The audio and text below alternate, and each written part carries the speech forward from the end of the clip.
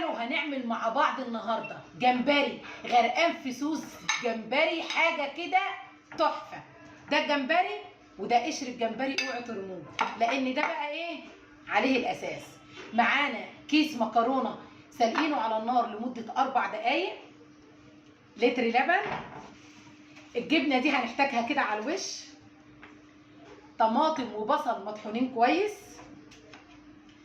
شبت وكرفس وشويه كده فلفل على الماشي كده، واحد سبايسي انا عشان ملناش في السبايسي قوي، و2 الوان. التوابل بقى ملح، كمون، ليمون، وفصين توم مطحونين. وطبعا ما ننساش مع بعض ايه الزبده. هنروح كده مع بعض نبدا، وتعالوا معايا.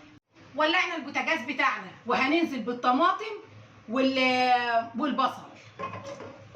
وبعد ما غسلنا بقى قشر الجمبري كويس جدا هننزل بيه برضو على البصل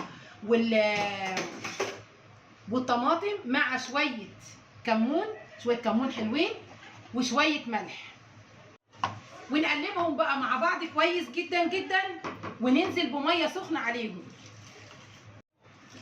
على كيس المكرونه هنحط لتر ميه، وهنجيب كده طاسه هنحط فيها مكعب زبده، ونجيب 3 فصوص توم مع شويه ملح وهنحطهم عليهم.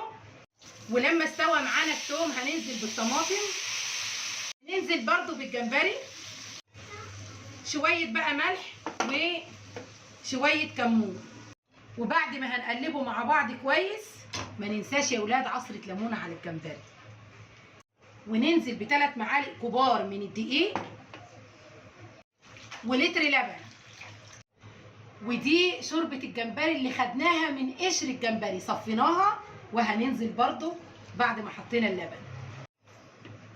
وبعد كده هننزل بالكرفس على الشبت يا ولاد، ونقلب تقليبه محترمه. وبكده بقى الصوص بتاعنا جاهز، نطفي عليه. وتعالوا اوريكم كده عن قرب الصوص ده عامل ازاي. بصوا المنظر يا ربي. تعالوا بقى نجهزه مع المكرونه. نفضي بقى كده المكرونه وننزل بقى بالصوص. الله على الريحه، الله. نقلبه تقليبه كويسه بقى. والجبنه بقى كده يا ولاد، شايفين الجبنه؟ ننزل بقى على وش كده الطبق بتاعنا اهو.